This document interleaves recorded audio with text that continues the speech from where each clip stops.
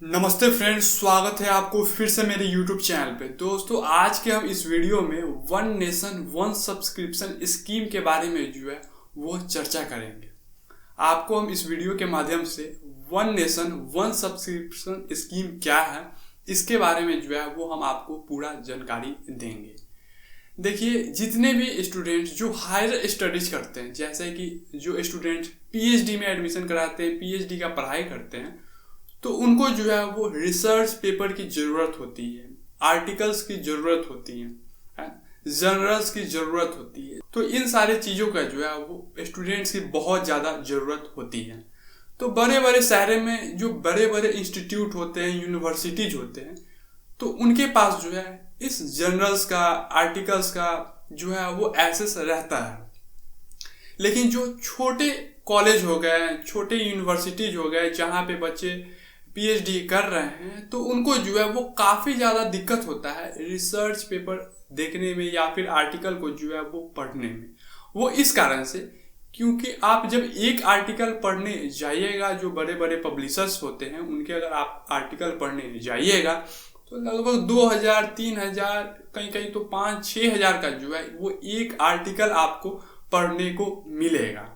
वहीं पे जो बड़े इंस्टीट्यूट है, बड़े यूनिवर्सिटीज हैं, जहाँ पे जो है वो रिसर्च अच्छा से किया जाता है, तो उस यूनिवर्सिटी में जो है उसका फ्री एक्सेस रहता है, यानी कि यूनिवर्सिटी जो है उसका पेमेंट करता है और बच्चे जो है वो आसानी से पढ़ पाते हैं। लेकिन रहा बात छोटे कॉलेज का, छोटे शहरों का, तो वहाँ पे जो है वो बहुत ज़्यादा पैसा लगाने पड़ते हैं, तब जा करके जो है बच्चे को एक आर्टिकल पढ़ने को मिलता है। इसी कारण से जो है वो प्रधानमंत्री श्री नरेंद्र मोदी जी ने जो है वो one nation one subscription plan लेकर के आए हैं। तो इसका आसान मतलब ये है कि भारत सरकार जो है वो 6000 करोड़ रुपया का जो है वो बजट एलोकेट किए हैं वर्ष 2025, 26 और 27 के लिए। यानी कि भारत सरकार जो है वो 6000 करोड़ रुपया खर्च कर रही है। इन सारे रिसर्च हो गया, जर्नल हो गया, आर्टिकल हो गया, इनको जो है वो अब भारत सरकार पेमेंट करेगी और यह सारे एसेस जो है वो भारतीय इंस्टीट्यूट, जो गवर्नमेंट रन इंस्टीट्यूट, उनको मुफ्त मिलेगी। कहा यह जा रहा है कि फर्स्ट स्टेज में जो है वो लगभग 6300 सरकारी कॉलेज इंस्टीट्यूट को जो है वो ये एसेस दिया जाएगा। यानी कि 6300 जो कॉलेज है, यूनिवर्सिटीज है, इंस्टीट्यूट है, वहाँ पे जो है वो मुफ्त में इसका एक्सेस दिया जाएगा और इसका पेमेंट जो है वो भारत सरकार करेगी वर्ष 2025, 26 और 27 के लिए। अब आपको अगर नहीं समझ में आया है तो थोड़ा और आसान भाषा में समझाते हैं। देखिए कि जैसे कि बायजूज हो गई या फिर अनअकैडमी हो गई। मान लीजिए हम अनअकैडमी का ही एग्जाम्पल लेते हैं। तो अनअकैडमी में आप जब एक कोर्स खरीदते हैं, कोई भी पार्टिकुलर कोर्स बाय करते हैं, तो अनअकैडमी वाला जो है वो चार्ज करता है ना। तो इसी उदाहरण से समझिए कि वो चार्ज आप ना दे करके जो है वो भारत सरकार देंगी, आपको जो है वो बस पढ़ना है। मान लीजिए कि 10,000 का कोई कोर्स है, उसका फी जो है वो भारत सरकार भर देंगी, है ना। तो अनअकैडमी क्या करेगा कि बच्चों को जो है वो मुफ्त में वो कोर्स देगा। सेम उसी प्रकार से जितने भी हायर स्टडीज बच्चे करते हैं तो उनको जो है वो रिसर्च पेपर का जरूरत होता है, आर्टिकल्स का जरूरत होता है।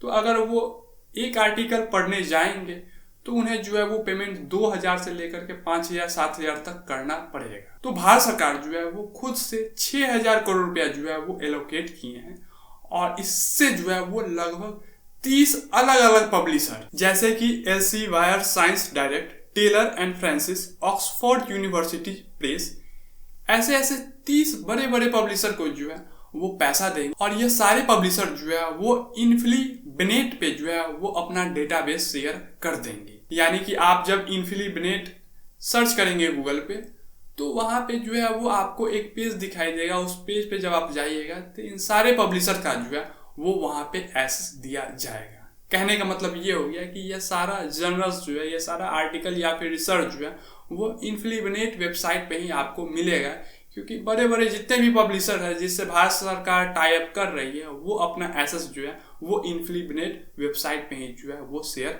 करेंगे। अब आपके मन में एक सवाल चल रहा होगा कि क्या यह जो रिसर्च पेपर है, जो आर्टिकल है, वो सिर्फ गवर्नमेंट इंस्टीट्यूट या फिर गवर्नमेंट यूनिवर्सिटी को ही इसका एक्सेस दिया जाएगा क्या?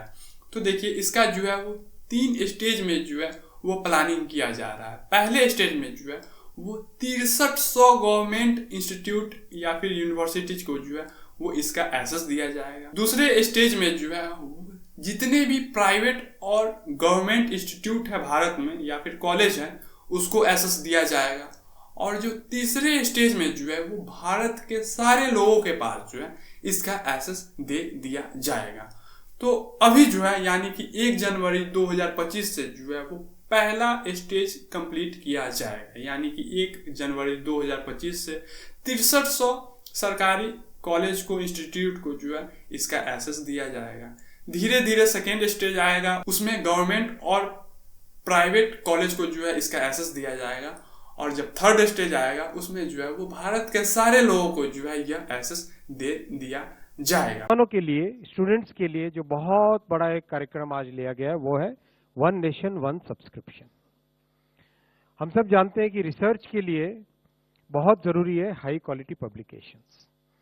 हाई क्वालिटी पब्लिकेशंस महंगे होते हैं और हम सब जानते हैं कॉलेज में जब पढ़ते थे एक अच्छा जर्नल पढ़ना हो कितना एक्सेस कितनी कम रहती थी।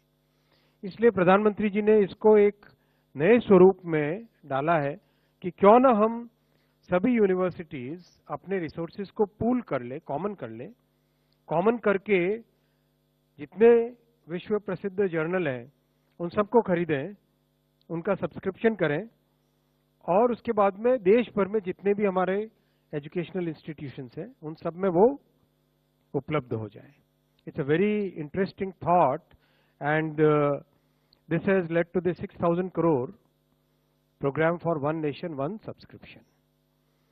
तो इससे जो है वो काफी ज्यादा बेनिफिट जो है वो भारत के बच्चों को मिलेगा, क्योंकि किसी भी बच्चों को अगर रिसर्च पेपर का जरूरत होगा, आर्टिकल का जरूरत होगा तो उन्हें जो है वो मुफ्त में ये आर्टिकल मिल पाएगी। और इससे जो है वो हमारे देश का जो है वो भविष्य और भी ज़्यादा जो है वो टैलेंटेड निकलेंगे, क्योंकि अलग अलग कंट्री से जो है वो रिसर्च पेपर जो है वो पब्लिश होती है, आर्टिकल पब्लिश होती है और यह आर्टिकल जो है वो बहुत ही टॉप क्लास के होते हैं। और उस रिसर्च पेपर पे, आर्टिकल पे भारतीय बच्चे जो है वो अपना से खुद से जो है वो पढ़ाई करके जो है वो और भी ज़्यादा आगे निकल सकते हैं।